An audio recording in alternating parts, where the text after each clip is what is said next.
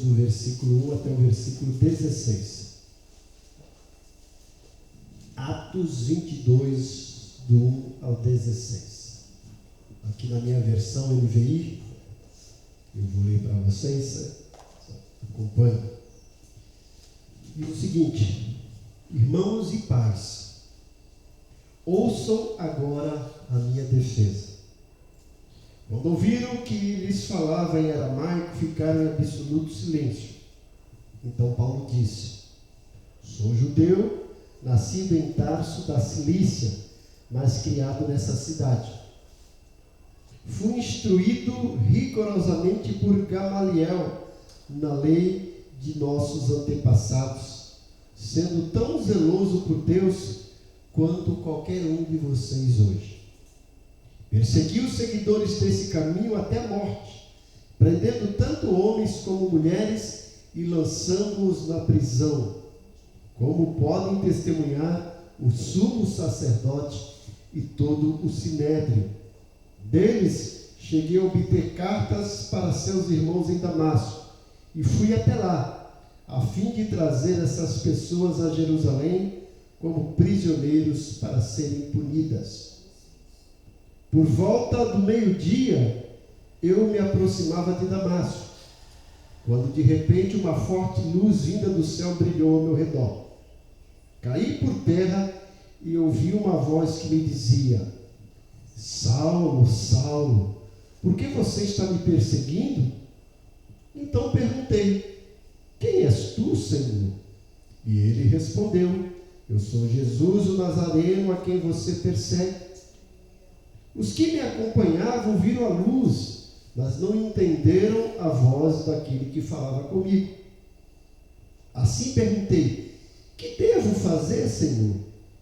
Disse o Senhor: levante-se, entre em Damasco, onde lhe será dito o que você deve fazer. Os que estavam comigo me levaram pela mão até Damasco, porque o resplendor da luz me deixara cego. Um homem chamado Ananias, piedoso segundo a lei, e muito respeitado por todos os judeus que ali viviam, veio ver-me, e pondo-se junto a mim, disse: irmão Saulo, recupere a visão. Naquele mesmo instante pude vê-lo. Então ele disse: o Deus dos nossos antepassados o escolheu para conhecer a sua vontade, ver o justo e ouvir as palavras de sua boca. Você será testemunha dele e todos os homens daquilo que viu e ouviu. E agora, o que está esperando? Levante-se e seja batizado e lave os seus pecados, invocando o nome dele. Esse texto que Lucas escreveu e deixou aqui registrado para nós conta um pouco da história de Paulo, também chamado Saulo, né? Convém dizer que ele sempre se chamou Saulo Paulo. Alguns dizem: olha, ele era Saulo, e quando caiu do cavalo, Deus mudou o nome dele para Paulo. Isso não é verdade, ele sempre se chamou Saulo Paulo, porque ele tinha dupla cidadania. Saulo era o nome judaico e Paulo, seu nome romano. A gente pode ver isso em Atos capítulo 13, versículos 8 e 9. E o que Paulo está contando aqui é a sua defesa. Ele está fazendo a sua defesa diante de seus opressores, especificamente o Sinédrio, que era composto de 70 judeus, que resolviam todas as questões religiosas. Paulo havia se convertido e logo que se converte começa a pregar o evangelho. E isso começou a incomodar os religiosos, os escribas e fariseus, e convocaram o Sinédrio para prender Paulo e o matar, e até tentaram. E Paulo agora aqui, diante do Sinédrio, escoltado pela guarda romana, está fazendo sua defesa diante dos seus opressores. Nesse texto que Paulo conta e fala da sua defesa, podemos tirar algumas lições para a nossa vida, percebendo que o homem, na tentativa de chegar-se a Deus, pode andar por caminhos que aparentemente nos conduzem a Deus. Entretanto, na realidade, acabam nos afastando dele. Porque se você perguntar para qualquer pessoa aí, né? Eu sirvo a Deus. Não sei se você já ouviu aquele velho ditado, né? Todos os caminhos levam a Deus. Já ouviu isso? Isso não é verdade, né? Todos os caminhos levam a Deus. Jesus disse: eu sou o caminho, a verdade e a vida. Lá em João 14,6, eu sou o caminho. Esse o, artigo masculino definido singular. Não existe outro caminho, só existe um. Então nem todos os caminhos levam a Deus. Então muitas pessoas acreditam que estão servindo a Deus e na realidade estão cada vez mais se distanciando de Deus, praticando a sua religiosidade. E aqui nesse texto Paulo acaba entendendo que a sua postura no farisaísmo, porque ele era membro do grupo dos fariseus, que a sua postura no farisaísmo, embora fosse uma postura exímia de admiração por ele próprio e por muitas pessoas, estava o deixando cada vez mais distante de Deus. Foi então que acabou descobrindo que enquanto exercia um zelo religioso, perseguindo o povo de Deus, acabou encontrando Deus em um encontro pessoal com Jesus. Eu queria que nós olhássemos para esse texto e eu escolhi como tema desencontros e encontro. Às vezes nós estamos tentando encontrar Deus, estamos na realidade desencontrando de Deus, se afastando de Deus. Mas todos nós precisamos de um encontro pessoal com Jesus, porque sem Ele não chegaremos a Deus. E graças a Deus, todos nós aqui já tivemos essa experiência, né? Graças a Deus por isso. E cada um tem sua experiência particular. E a experiência de Paulo foi uma experiência maravilhosa. Mas na vida de Paulo, aquele homem que ele diz lá em Filipenses capítulo 3, que era um camarada que era zeloso da lei, criado aos pés de Gamaliel, né? E ele fala que ele tinha consciência perante Deus e perante os homens, uma consciência limpa. Ele achava que estava fazendo tudo direitinho, mas um dia ele descobriu que cada vez mais estava se afastando de Deus.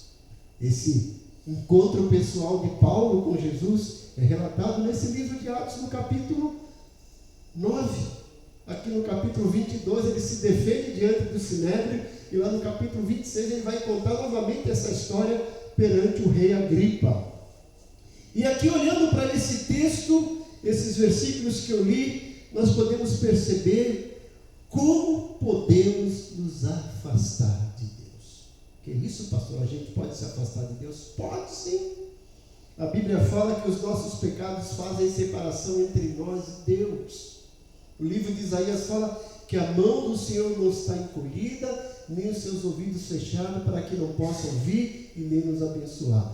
Mas depois ele fala: mas os vossos pecados fazem separação entre vós e Deus. Paulo diz em Romanos, olha, todos pecaram e destituídos estão da glória de Deus. Isso que é Romanos 1:23, é isso? 3:23. Todos pecaram e destituídos estão da glória de Deus. Então, às vezes nós achamos que estamos servindo a Deus, que estamos indo de encontro a Deus, mas na realidade estamos cada vez mais nos afastando. E aqui na vida de Paulo, quais são as lições que nós aprendemos e quais são os passos que Paulo dava, que cada vez mais estava fazendo ele se afastar de Deus? Como podemos nos afastar de Deus? Primeiramente, quando nos gabamos da nossa hereditariedade religiosa. Paulo diz aqui no versículo 3 do capítulo 2, sou judeu nascido em Tarso da Cilícia, mas criado nessa cidade.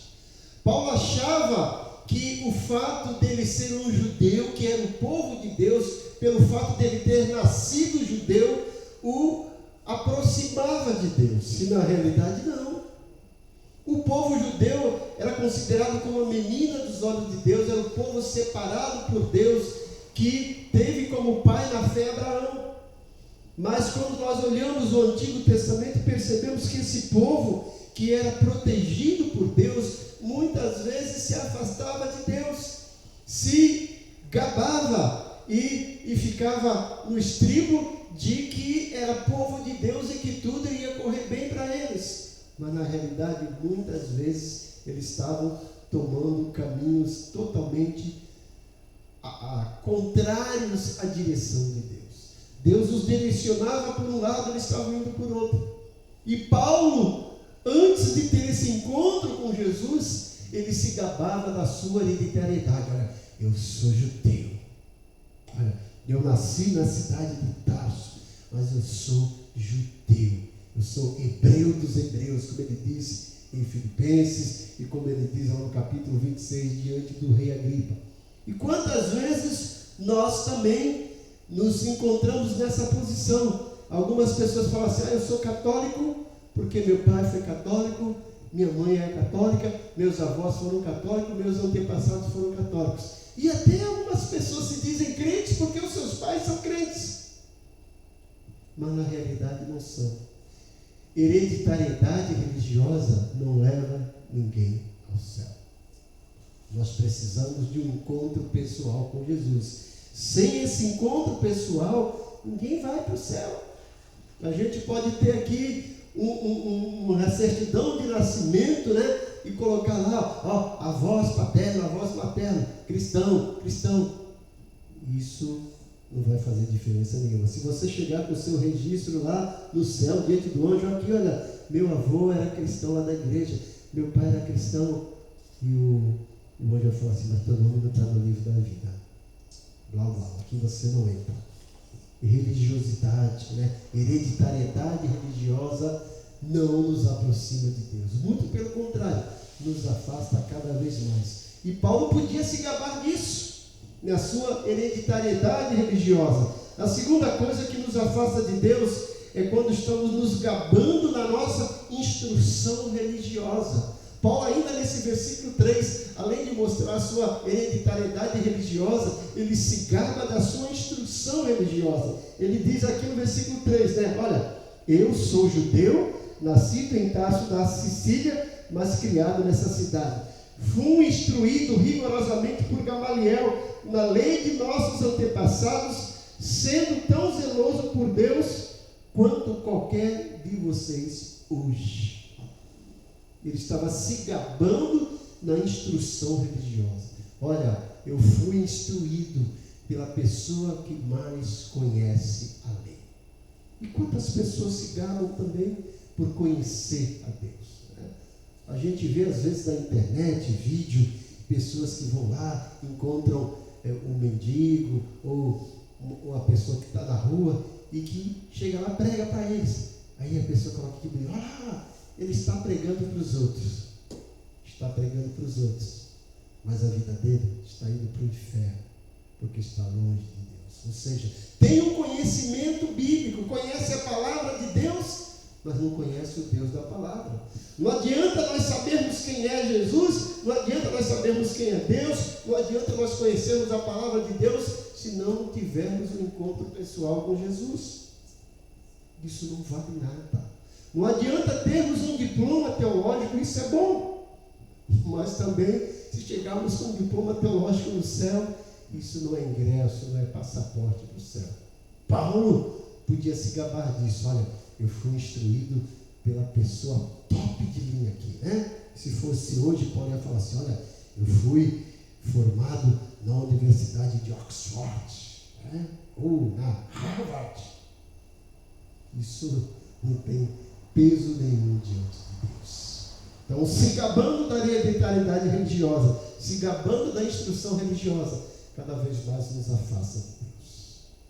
Paulo também se gabava no seu zelo religioso. Aqui no versículo 3 fala que ele era zeloso da lei. E quantas pessoas são zelosas, gente? Tem um zelo religioso. Se fosse por isso, os espíritas já estavam no céu. E são extremamente zelosos, caridosos, fazem as coisas achando que isso vai trazer salvação para eles. E quantas pessoas têm esse zelo religioso, mas não têm um zelo realmente pelo compromisso com Jesus de Nazaré? Isso, em vez de nos aproximar de Deus, vai nos fazer cada mais nos afastarmos de Deus. Então Paulo se gabava da sua hereditariedade religiosa, Paulo se gabava da sua instrução religiosa, Paulo se gabava do seu zelo religioso e se gabava também de um ativismo religioso.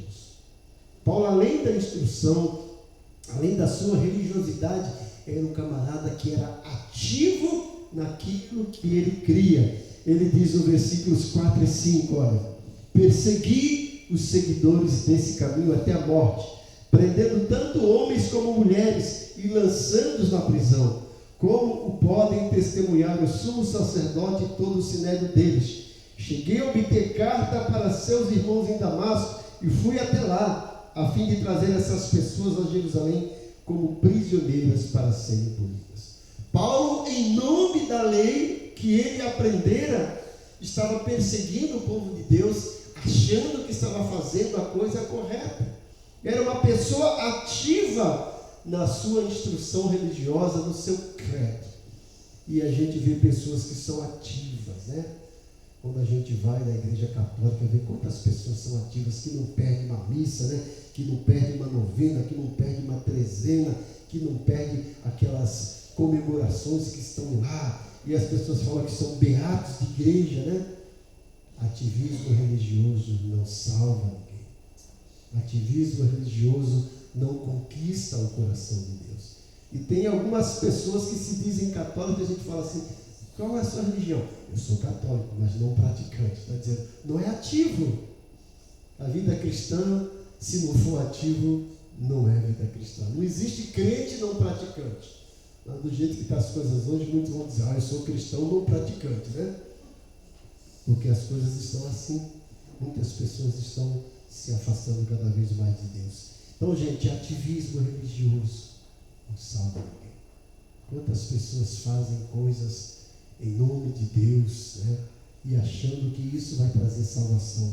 Quantas pessoas fazem coisas, né, em prol dos outros, né? Os ativistas do meio ambiente, os ativistas religiosos, os ativistas de partido político, os ativistas de alguma denominação, e fazem as coisas achando que com isso vão comprar o coração de Deus e vão ganhar o ingresso no céu.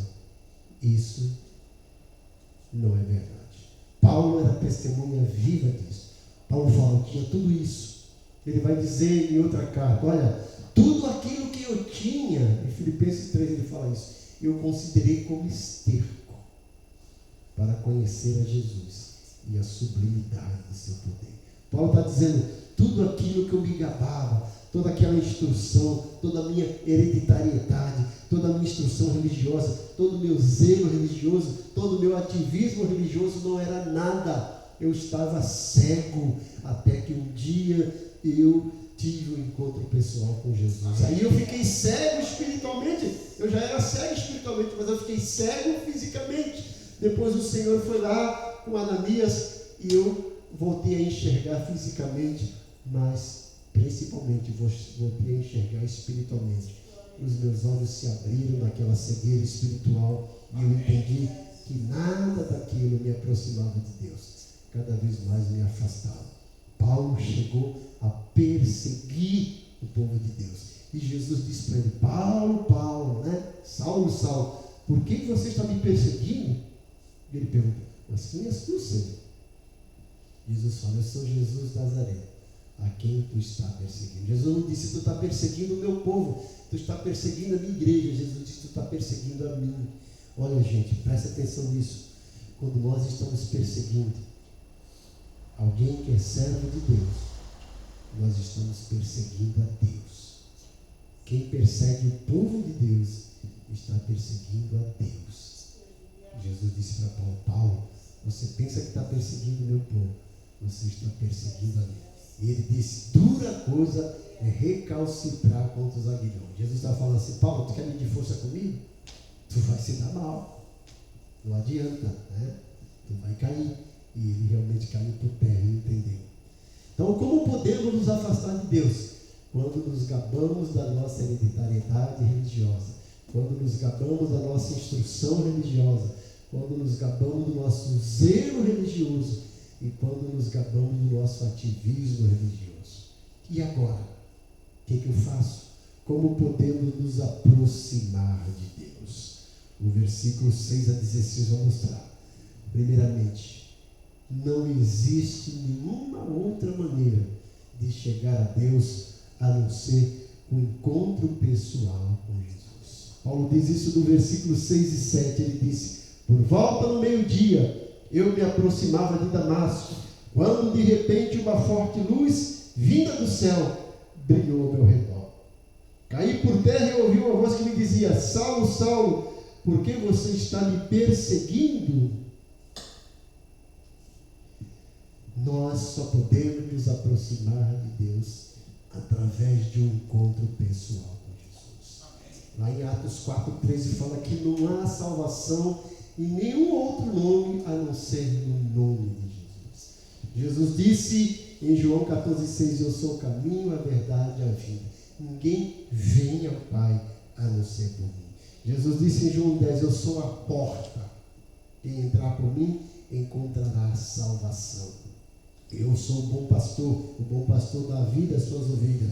João 3,16: porque Deus amou o mundo de tal maneira que deu o seu Filho unigênito. Para quê? Para que todo aquele que nele crê não pereça, mas tenha a vida eterna. Sem Jesus não tem vida eterna. Sem Jesus não tem salvação. Todos precisam ter um encontro pessoal com Jesus. Não podemos nos aproximar de Deus sem Jesus. A salvação é através de Jesus. Estamos aprendendo de manhã na escola bíblica dominical sobre Efésios. Domingo passado, domingo retrasado, aprendemos que a nossa salvação foi uma obra conjunta da Trindade. O Pai nos separou, o Filho nos salvou e o Espírito nos selou. Se não tiver o Filho, não tem salvação. Paulo diz em Timóteo 2,5, né? Existe apenas um mediador entre Deus e o homem: Jesus, o homem. Não é Maria que salva, não é São José que salva, não é Santo Antônio, não é São Benedito, não é Madre Teresa de Calcutá, nem Madre Valéria do Imbaré. Não, é só Jesus. Nem Maria Paixão do Rádio Clube. É Jesus. Só Ele que salva. Só Ele. Não existe nenhum outro intermediário entre Deus e o homem. Então, como podemos nos aproximar de Jesus? Primeiramente, através de um encontro pessoal com Jesus. E esse encontro pessoal vai nos levar a um conhecimento experimental de Jesus. Não basta apenas se encontrar com Ele, você precisa experimentá-lo pessoalmente na sua vida. Paulo teve esse encontro com Ele, mas não foi apenas um encontro e depois de desencontro, Paulo se encontrou e jamais deixou Jesus, não se afastou. Ele diz no versículo 8, olha lá, versículo 8: então perguntei: quem és tu, Senhor? E ele respondeu: eu sou Jesus o Nazareno, a quem você persegue. Nós precisamos não apenas encontrar Jesus, mas conhecê-lo de forma experimental. Conhecer Jesus com experiência. Ele diz lá em Filipenses capítulo 3, para o conhecer. Olha, eu reputei todas as coisas como esterco e como perda, para conhecer Jesus e a sublimidade do seu poder. Paulo entendeu que o conhecimento de Jesus estava acima de tudo que ele aprendeu na lei judaica, no farisaísmo. Paulo sabia que o conhecimento experimental de Jesus estava acima de tudo aquele conhecimento intelectual e a experiência religiosa que ele tinha. Jesus o assistiu, Jesus abriu seus olhos e Paulo agora estava fascinado com esse Jesus de Nazaré, que era algo surpreendente, era algo absoluto, era algo pleno na vida dele. E nós precisamos conhecer Jesus na sua plenitude. Lá no livro do profeta Oséias, capítulo 6, versículo 3, o profeta Oséias fala assim para o povo de Israel. O povo de Israel que dizia que conhecia Deus. Ele fala assim: conheçamos e prossigamos em conhecer o Senhor.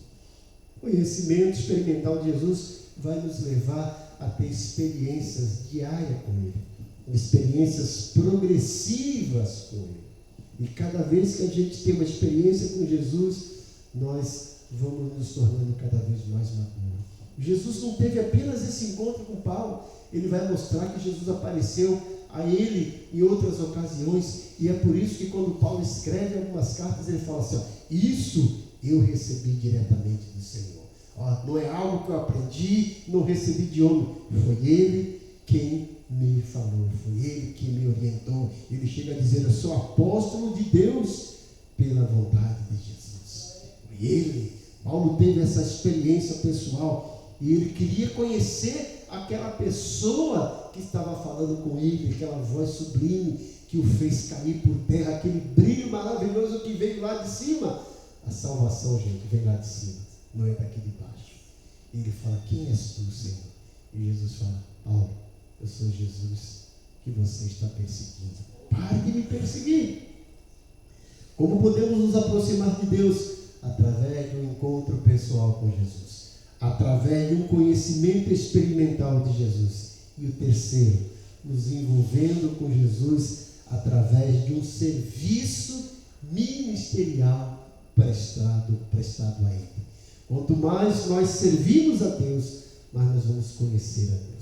E ninguém que realmente tem um encontro pessoal com Jesus, e ninguém que realmente tem um conhecimento experimental de Jesus, vai ficar sentado e de braços cruzados esperando as coisas acontecer. Quando as pessoas realmente são impactadas por Jesus, eles são levados a fazer alguma coisa. Paulo imediatamente, se você ler a conversão de Paulo, já estava pregando, mostrando Jesus, e as pessoas ficavam abismadas. Olha, não era ele que perseguia, agora ele está pregando. E logo Paulo já assume o comando, já é um líder lá na igreja de Antioquia. Depois Paulo já sai para missões e funda bastante igrejas. Através desse serviço ministerial prestado a Jesus, Paulo pode conhecer mais a fundo Jesus. E todos nós precisamos desse conhecimento e desse serviço ministerial. Olha o que Paulo fala a respeito dele, no que diz respeito a esse serviço ministerial, no versículo 10 a 16. Os que estavam comigo me levaram pela mão direita até Damasco, porque o resplendor da luz me deixara cego. O homem chamado Ananias, piedoso segundo a lei, muito respeitado por todos os judeus que ali viviam, veio me ver e, pondo-se junto a mim, disse: irmão Saulo. Ananias não chegou lá, ó Saulo, já o chama de irmão. O profeta Ananias já entendeu que Paulo já havia se convertido. Você agora é irmão na fé, Saulo. Irmão Saulo, recupere a visão. Naquele mesmo instante pude ver. Então ele disse: Deus dos nossos antepassados o escolheu para conhecer a sua vontade, ver o justo e ouvir as palavras da sua boca. Você será testemunha dele a todos os homens daquilo que viu e ouviu. E agora, o que está esperando? Levante-se, olha, levante-se, seja batizado e lave os seus pecados invocando o nome dele. Aí a necessidade de batismo. Paulo não conhecia tudo, na lei, mas ele entendeu que precisava ser batizado. Foi batizado. Seus pecados foram lavados.